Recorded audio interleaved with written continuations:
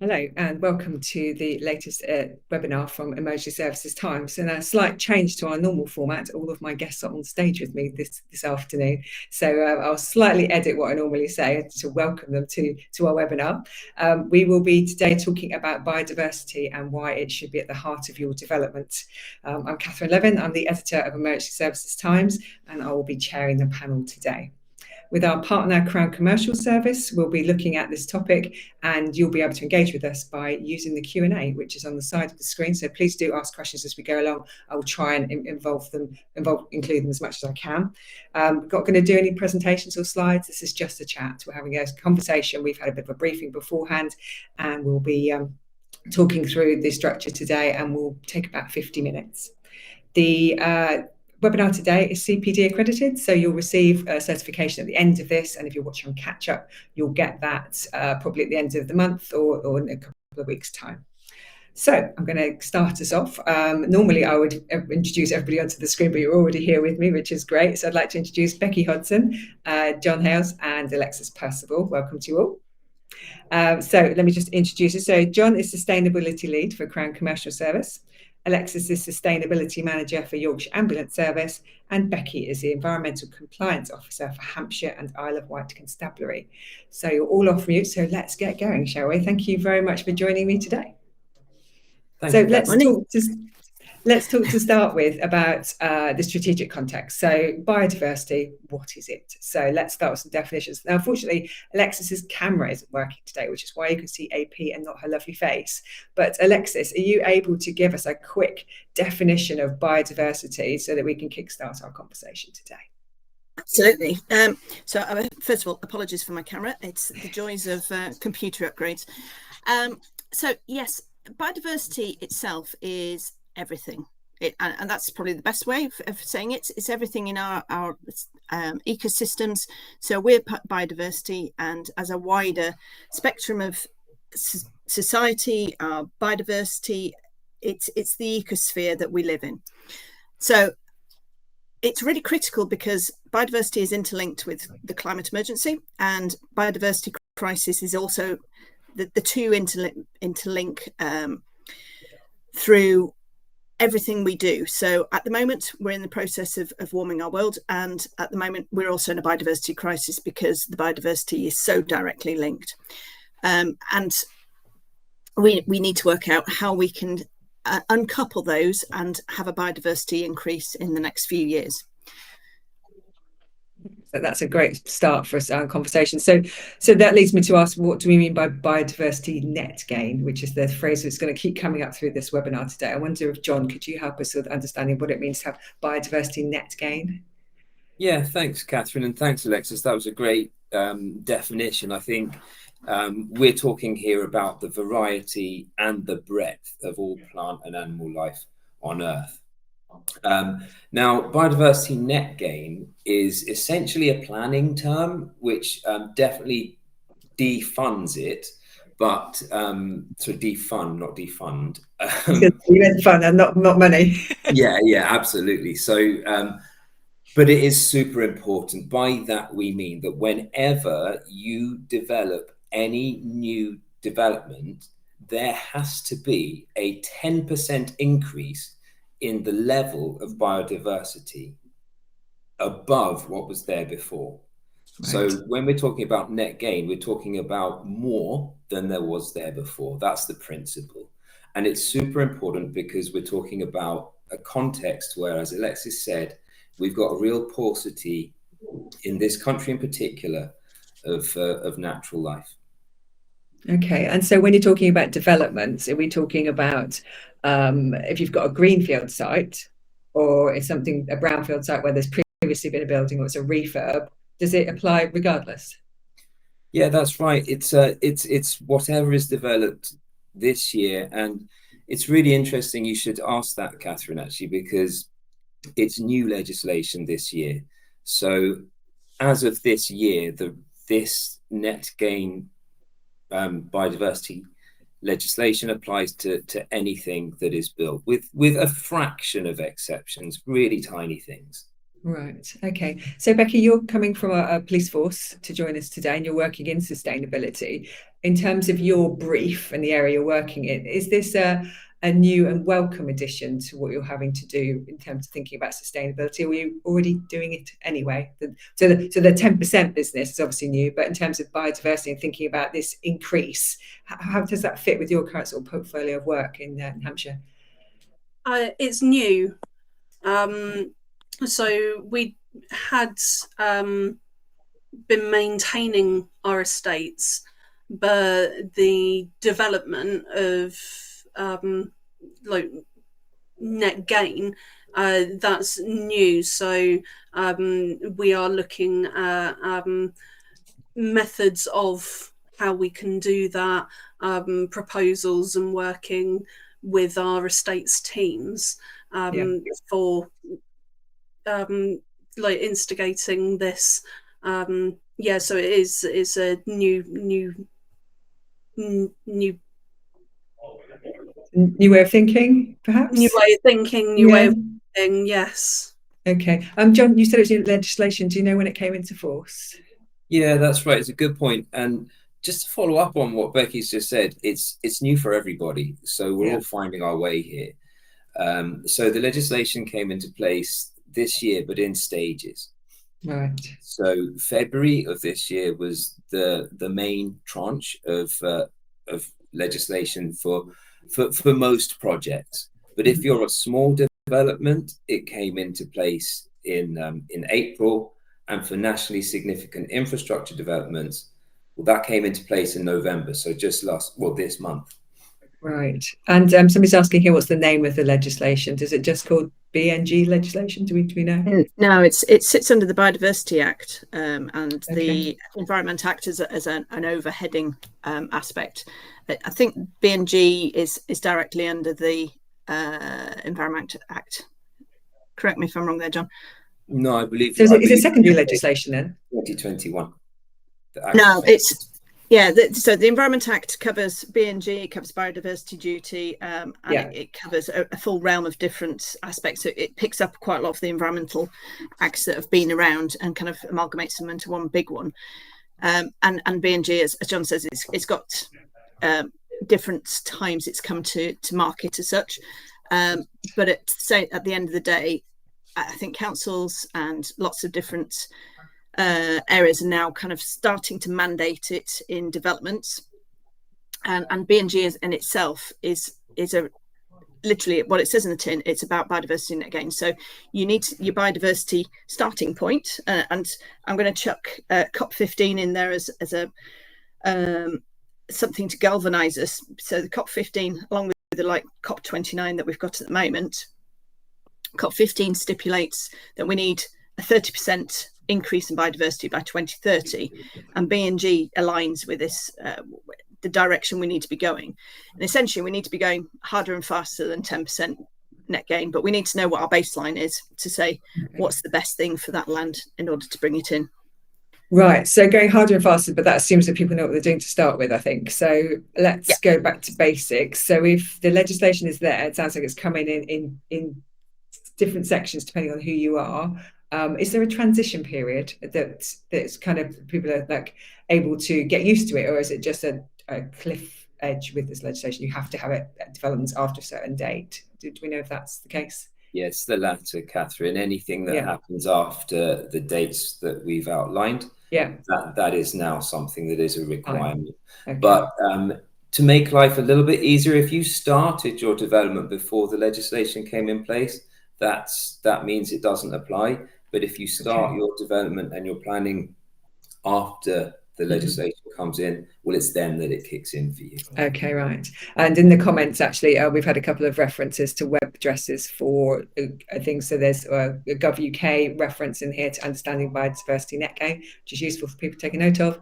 And at the top, there is one from Natural England who've done a blog about getting ready for BNG. So useful references for everybody there. So thank you for those. In terms of where we go from here, so the conversations that you're having within your organization, so Alexis and Becky coming from the emergency services, are you having conversations with your peers? And I know there is a working group, Becky, that Mick Johnson looks after, the emergency services Environment Sustainability Working Group. It's a very long acronym. Is that something you're talking about within that group? Is you sort of helping each other out and thinking about this? Yes, so the network's now been renamed as the ESG. There's good. I'm pleased about that. Yeah, so it's a subgroup of the National Police Estates Group, and it's made up of environmental representatives from all blue light organisations, so police, College of Policing, fire, NHS, and we all work collaboratively to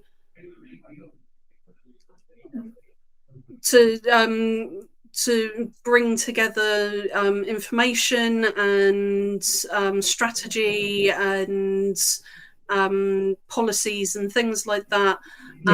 And we'll then share that knowledge. So if somebody's working on a biodiversity strategy or a proposal, then we will share that information between the group so that we're not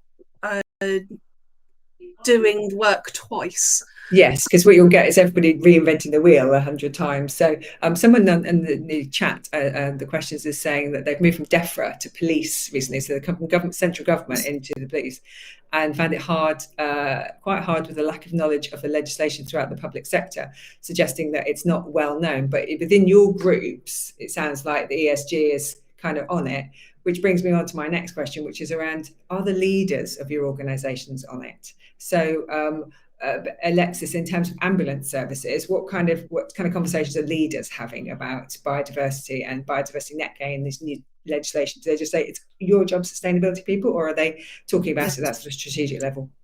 It is a bit of a challenge because I think it's such, I say new, but it's not really new when we think about it. It's been around for 2 or 3 years now. It's such new legislation that most organisations are not driving it as hard as they could do. The thing is with the biodiversity duty, every arm's length body, every public sector body is obligated to look at biodiversity, and we all have to have strategic plans in place. Unfortunately for us in the NHS, it sits at a national level, so the NHS as a whole has to have a biodiversity strategy, but I think what is now starting to happen is those that bit of legislation is trickling down through the tree to leaders to say let's do this, but there is no argument against it, because essentially it's good for health and well-being, it's good for biodiversity, it's good for green spaces. The problem is I think people don't have the vision to do it, and they don't have the aspect that they need to get it integrated. So for a lot of us, we need to kind of help our leaders drive it forwards and get that agenda pushed, so it sits there.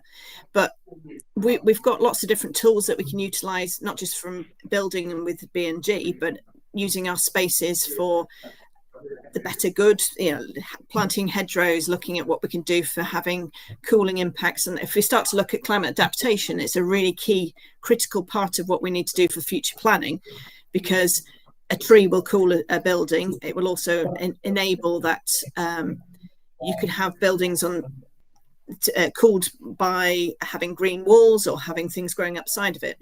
So there's lots of opportunity to integrate biodiversity into our existing estate. It doesn't need to be on new estate.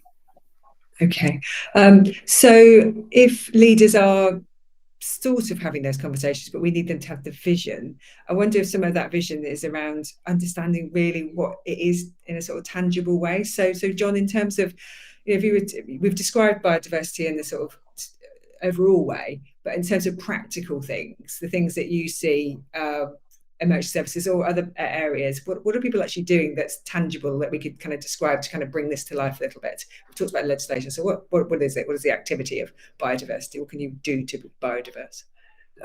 Is that about making it sort of real to people? Yeah, making it tangible. Yeah, definitely, because it feels a bit esoteric at the moment. We've talked about it in the round, but not what is it? Give a hand. Yeah.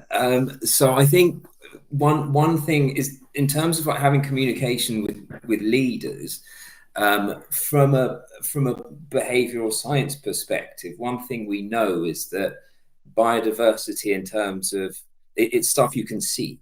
So that's something that's far easier for people to connect to than the amount of gas that's in the air, and is that good or bad. So if you want to have a sort of a communication with people about what message within the environmental space will land more easily, it will be something along those lines. And perhaps if you want to explain the significance of acting or not acting, there's examples that you could explain to someone. I mean, Alexis mentioned hedgerows just now. If, for example, over time in this country, we've cut down hedgerows to make farming more efficient, that's had a real detrimental effect on nature. An example of that would be, as you cut down hedgerows, then the birds that used to live in there, they're no longer having a home there. So the insects in that field will thrive. Now that means the farmers, they need to use more pesticide. So the food that we're eating is it's got a few more nasties in there. That also means that the soil's going to be more polluted, the water's going to be more polluted, all that kind of stuff. So I suppose if we're communicating it to make it more real, it's these sorts of things. Okay, so it's a kind of a real cycle that you've described there. But Becky, you have a great example from your force, in your fingerprint bureau, which I think really sort of, for me, kind of encapsulates what can be done, what biodiversity is, what you can do. So do you want to share that example? Because somebody's actually saying here, so somebody, do we have examples of biodiversity? So let's have your fingerprint example, Becky. It's a good time for it. Yeah, I've got a couple actually. So starting with the fingerprint one, our fingerprint bureau has bird stations outside the windows. So a job role section of policing that's very detail focused. They have the bird stations, which they're able to use for like eye rest breaks. Now they have over 40 species of birds that come and visit the bird stations, and part of eye rest breaks to help with like eye fatigue and make sure that they're able to do their job at their best, is that they need to be able to focus away from small detail screens and look into the distance. Now, looking at bare walls or something that's like work related isn't going to hold focus. And then you'll end up drifting back to what's in front of you. But if you've got the bird stations, then they'll be able to watch, their feathery visitors. Yes. And then they're looking at who's coming to visit, the times, the seasons, and things like that. And that's been in place. That's actually been in place for about 15 years. So, that's something that's been very beneficial. It's great for their well-being. So it's good for like mental health, as well as their ability to successfully do their jobs. And if you want to talk about something that like might attract or hold your leaders' attention, then there's also things like sustainable drainage systems, like grey water systems. If you're storing, reusing like stormwater and things like that, you're conserving our precious clean water. Reusing grey water, rainwater, things like that in what might be, car wash, toilet systems and things like that. So by turning grey water, like the stormwater into grey water, reusing it before it enters the drainage system, by capturing it, we're preserving clean water. But does that qualify as BNG then? So if you had a development, say you were building a new fire station, and you were deciding, how you were going to sort out the drainage in your planning application, you might put some of that detail in. Would that then help you tick off some of your 10%? It does, things like that, along, if it stops it going into surface water drainage. Yeah. So things like that and soakaways, that can count towards your BNG, yes. Oh, that's interesting, because I have to say, I kind of just think of it as being like butterflies and bees. But it's yeah, more so it's prosaic than that. And also, if you're stopping it from going into your surface water drainage, if you've got these systems in place, then it can also save you money on your surface water drainage costs. Great. Well, the leaders, I'm sure, will love that, because we like to save cash in the blue lights. Yes, they do. Alexis, I'm thinking about your session at the Emergency Services Show, where we gave you a whole stage for 50 minutes to talk about biodiversity. What kind of examples did you use in your session, and did anybody share any with you that you can provide us with this afternoon? Yeah, so I mean, within the ambulance service, we've planted. We did a tot up last week. We've planted nearly 5,000 trees across our sites. The London Ambulance Service have planted some on the little small green patches. Welsh Ambulance Service has planted a forest. We've planted 2,500 trees in one of our sites. But trees are one thing, and they're an essential part of that. We, as John was saying earlier, we need a real range of different environments to create the biodiversity spaces. So we're starting to learn about what we can do for. We need to engage with staff. So there's allotments, there's raised beds that we can look at for those smaller spaces, and looking at having forest gardens, which is multi-layered, different types of small plants up to trees. But we can also start to look at things like relaxed mowing. And I'm not going to say no mow May, because no mow May is the start of plant life's journey, and most of them are now moving over to no mow summer, because what happens is most of the butterflies hatch out in May. They lay all their eggs, and then their caterpillars hatch out in June, and their meadow's gone. So essentially we need to start looking at what we could do for mosaics of having long grasses, short grasses, having different types of flowers, introducing new species into those spaces, which could be for BNG, but also could just be for a wider variety of different things.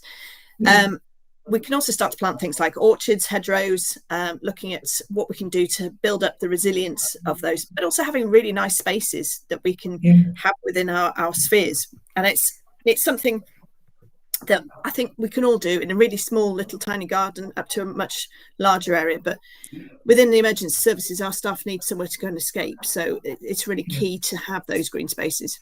Yeah, it's interesting, because a lot of what you're saying, I was kind of thinking, it sounds like big spaces, so perhaps rural services, but actually it sounds like you could do like that in small spaces. So somebody in our questions is saying that they're from West Midlands Fire Service, and they're looking into creating gardens that service staff wellbeing areas. So kind of reflecting what you've just said there, Alexis. So John, in terms of what we've just heard there, do they sound like the kind of things that you'd expect to see under sort of the intentions of achieving biodiversity net gain? Yeah, it's a really good point. I think what counts as a 10% gain will differ from place to place, because the legislation requires a 10% increase, but you don't have to stop at 10%. You can go as high as you want, as far as your heart's desire is. And in fact, most ecologists would say that you really want to be hitting 20 to be making an impact. Right. The increase that you're looking at will be far. If you're building in an urban area, for example, then obviously 10% increase is going to be a smaller uplift than if you're building in a rural area. So that's something to be mindful of. But I guess what I'd dial back to is what Becky and Alexis have highlighted are really great, and I think they really do demonstrate things that give a human little buzz, as well as helping out nature.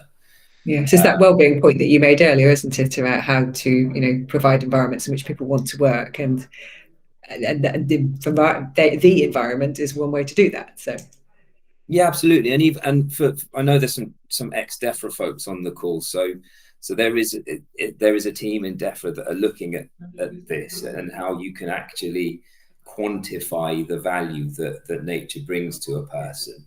Yes. I will not go too much into the technicalities of that because we may lose some people, especially because I don't know how you measure that. It sounds very tricky to measure how it's good incredibly someone hard. feels. Yeah. Yes. So let's not do that. Somebody's saying here about do we have any examples of emergency services with biodiversity enhancements with the fabric of the building? So we've mentioned drains. And water. Are there other fabric enhancements? So when you're developing, so I went to, for example, West Sussex. I went to see Horsham Fire Station, which they built on a brownfield site, I think it was, and where they basically created this building where the training building had lots of things there around dealing with contaminants, so putting stuff into the air. So they were kind of putting their BA sets in a particular place. They put kind of barriers around the training building to make it look less like, here's a bunch of firefighters doing their training in a building. And so they kind of made all these enhancements. And I just wondered whether those sorts of things qualify under this, or whether there are other fabric enhancements that you can offer us as examples. I know, Becky, Alexis, which one of you has any examples for us? There's some really interesting things that are kind of, I mean, if we look at technology and things, there's some new stuff that's coming to the market that we're trialing in the NHS, which is algae that you can paint on brickwork, which actually is a carbon absorber. I'm not sure if it kind of counts as a kind of biodiversity net gain, but it could be a new option and alternatives. But when we're starting to look at fabrics of buildings, there's lots of things like green roofs, and green roofs are a really fabulous way of using what's essentially a dead space, but also they're really key in reducing water. So a green roof is really good on a flat roof or slightly tilted roof, and usually they're a sedum roof, but could be anything. So they're really good at maintaining water within the system. So you need to have a bit of load to look at the capacity of the roof for load bearing capacity. But there's also things like green walls, which there's a lot of more industrial buildings that are starting to have integrated. You need to have a really good watering system to go with that. For many people, if you have ivy crawling up the wall, it can be, it's a love-hate relationship with ivy, but ivy is really good at reducing internal temperatures by up to 5 degrees. So when we start to look at nature and natural capital, there's a real benefit of having those living things integrated into our buildings. But as Becky was saying, there's lots of things like SUDS, which is the sustainable urban drainage, that we should be utilising our water that's gained from our roofs in different ways, and having water collection systems, looking at cleaning systems that go with that. So there's lots of different options that are coming, but we need to kind of start building in. Yes. Okay. So we're talking about, sorry, Becky, just in terms of that, when you're doing all of these developments, whether it's the fabric, whether it's the ground outside, that how you sort of measure it. So how do you get to, what is 10%? Is it a measurement in space? Is it a measurement in utility? John, do you know how the 10% is measured and then recorded to just so that you've actually done the job you said you would do? It's a good point. It's a really good point. And I think it will be great to hear from Becky and Alexis after this. But basically what you need to do before you do go on to any of these great things that we're talking about now is, at the start of your development process, you need to baseline where you're at. And that's a measurement that an ecologist will take based on the Natural England Biodiversity Net Gain metric. So we, in our services, won't need to worry too much about that, because you'll get an ecologist to do that for you, and then they will instruct you on what you need to do to get to that point. I think where I'll defer to Becky and Alexis is there will obviously be some things that you can do that you have choice over, but to get to that 10%, first up, there's going to be a baseline established, and then after the development's finished, it will be checked to make sure that you have completed your 10%. Okay. And so, also it needs, whatever you put in needs to be maintained for 30 years post that point as part of the B&G. So it's a commitment that we need to understand. Who's checking? Who's enforcing this? There's a silence. Yeah. Because of government Energy regulation, when you do your impact assessment, you do your legislation, you have to kind of go, okay, well, I'm going to make people do this thing, but how am I going to check they've done it? I have to have some kind of enforcement. So who's checking? It's like any planning regulation, right? You can choose to not do that, but let's say you come to sell that premises down the line, and actually you've not done that, then you will be found to be in violation of your planning application, just as you would with anything else. Yes, that makes sense. If you were to create the B&G credits, so you've got 30 years worth of B&G credits, you get paid on an annual basis for that credit. So, for example, I have a car park that was put on a space that we'd had to do a B&G assessment, and it had three B&G credits, and a B&G credit in itself is, depending on what they find, is between £5,000 and £10,000. So you can either pay for that credit to go somewhere else, and you have it put in a local farmer's field, and you have something beneficial there, or you can really look at increasing biodiversity on your site. But as John says, you need to make sure that you're maintaining it. And with B&G, because it's over a 30-year period, you're saying we planted a meadow and it had 20 species in it, and in 30 years down the line, and it's gone back to grass because you haven't maintained it, the B&G actually has to be something that is continued for that period. So there needs to be maintenance regimes in place as well. This has suddenly got quite complicated.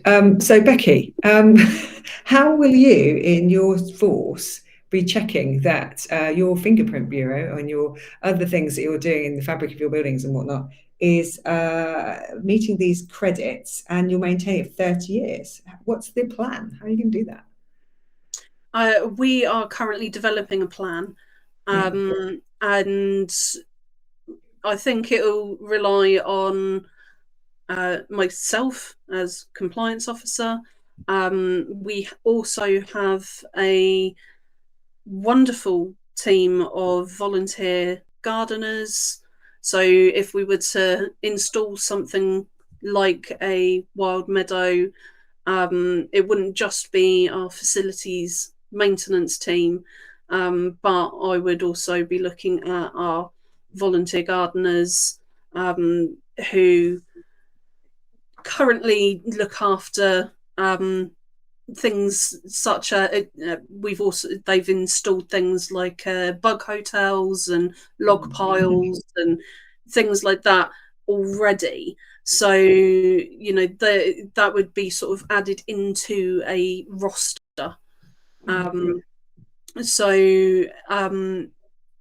It would be a mix of if the development went ahead, the facilities management of that building. Yeah. But I would also have the backup of my volunteers for any one area to make sure, because the volunteers are passionate. Yes. They're the ones. Yeah, they're the green fingered. They're the ones that have the passion, that take the best photos, and are the aren't just looking at it as a job, and may let it fall back in, like Alexis said, may let it just fall back into being a lawn, but would help maintain it as a wild meadow. So yeah, that I think this ensuring the plan is kept, and ensuring that the budget is allocated as well. Takes you back to the leadership stuff, doesn't it? You've got to pay for these things and make sure it's in those budgets going forward. I'm really glad you mentioned bug hotels. That made me smile, so thank you for that. John, I wanted to talk a little bit about these credits. So I'm quite alarmed by these credits. What does it mean? Nobody's asked the question, but I'm going to ask the question. What are these credits that Alexis talked about? How do they fit with the legislation? What is that about? Well, so like Alexis said, you can either buy a unit or a credit, or A unit and a credit is the same thing. Unit is purchased privately. A credit is purchased off government. It's the same thing. There's just two slight naming conventions that people to be aware of. So if you hear unit and credit, don't worry. It's the same thing. Okay. So the main thing that you want to do is improve your biodiversity on site, as Alexis said. That's your number one. If you can't do that, do it in another site that you own, so off site. If you still can't do that, then yes, you need to buy a unit or a credit. Where do you buy them from? That's a good question too. So you can get, there's websites available, which if people are interested, we can share. And they're essentially unit banks where they're a brokerage essentially where you can go. So for example, you want to buy a piece of land, RSPB are trying to get some extra land. They can be the person who has that area that mitigates your development. Right. Okay. So and then it does. Just one slight follow-up, which is that if you've got these credits, so it sounds a bit like Section 114 agreements in planning when you add something back to your community. But what you're saying is almost like circles. So if you can't do it, you can do it a bit further away from your building, or you can get somebody, you can give it to somebody else and they can benefit. Is it the emergency service that's going to be paying for that, or is it the developer? Is it in part of the development costs of the credit if it's not able to be achieved on the site itself? It's one and the same, isn't it? Because you're paying your developer, I guess. Yes. So it needs to be thought of in those costs. But ultimately, it's your development, it's your cost. Yes. Okay. All right. Let me move away from credits and technical things. So Becky, I wanted to come back to you and talk about your volunteers. So in terms of biodiversity, we want to give people the skills to actually contribute in their workplace in different ways and forms. You've got people with green fingers there, but are there other things that we can do, suggestions we've got for people to help people kind of feel like they need to know a bit more about it, like seasons and planting? And I have no idea about plants. So what are you doing in your force, or other forces doing to educate and train people to make them feel a bit more empowered? Well, COP16 really did highlight the fact that there is a gap in green skills, and it is necessary. Unfortunately, at the moment, we don't have a training schedule for this. It is something that we're putting into our agenda that we would like to have. Currently there isn't something in place. So not specifically for, say, gardening, but if somebody wanted to go, so there is like, say, I've been able to go on to IEMA courses. What's IEMA? I can never remember the acronym. Institute of Environmental Managers Association. Thank you, Alexis. So you can go on to do like the environmental courses, but there isn't anything specifically to say for a green-fingered member of staff. So that is something that we would like to address and is going into our biodiversity proposal. But it's typically that they would come in already trained. So I don't know if that's something that maybe Alexis is also addressing. Yeah, as much as I think you found as well, that there is a definite gap in green skills. So how do we maintain meadows? How do we maintain hedgerows and do hedge laying, for example, scything courses? All these things are things of yesteryear that we need to kind of bring back for modern management of biodiversity in spaces. So if you take a lawnmower and hack down a meadow, you murder thousands of different insects and beetles and frogs, toads, hedgehogs. They all go with under the lawnmower's saber and hack everything down. Whereas if you could do it at a slower pace, there's those things that we can start to relearn. So there is I kind of established that we've got a bit of a problem, that we are not educating ourselves as number one, and there isn't the availability of stuff. So within public sector spaces, we have the capability of bringing other people in to learn that space, but also educate other sustainability leads and anybody else who might be interested. So I've started running some courses this year to look at how to build a bird box, very simple, basic things. And we had to go back to how to use a drill, how to use screwdriver type stuff. But then there's opportunities for taking people around your site and saying, here's to do dead hedging, make a hibernacular, make a bird box, a bug box, a bug hotel. And what are the things that we've got problems with? If you do things wrong, what will go in there, what won't go in there? So if you've got a bug hotel, it's got too big a hole, you're not going to attract bees, you're going to attract spiders. So understanding the intricacies of something very small, but what the benefit is of those spaces that you create is really critical. But we need to teach each other, because we all got little bits of knowledge. And then we can start to build the biodiversity, not just at work, but at home and within our kind of public spaces as well. Yes, I think that sounds to me almost like you need people, groundswell to come from underneath. So the organisation, so individuals saying, that's what I like to do, that's what I do at my home, and I can bring that skill into work and contribute. So, John? It might just be worth dropping in whilst we're talking about skills. CIEEM, Chartered Institute of something Ecology Management, they have good courses on planning for positive biodiversity net gain. Right. And so, would that be for sustainability managers? Are we talking about people who do it as their job, or are we talking about people, like a paramedic or a police officer who has an interest? I would say more the former for someone who's a sustainability manager. And I think a positive of them, I get no commission, but their courses are quite affordable, I think. So it's an easier sell upwards. Good, that's some useful references. In fact, I've realised we've got so many web links in the chat today, and that link, the two organisations you both talked about, I'll ask Izzy, who's helping us with the webinar today, to put them into a list and attach them to this webinar at the bottom, so that we can keep all of those for future reference, because there's been so many helpful references. So just to know what we'll do with all of these addresses, so it should be useful.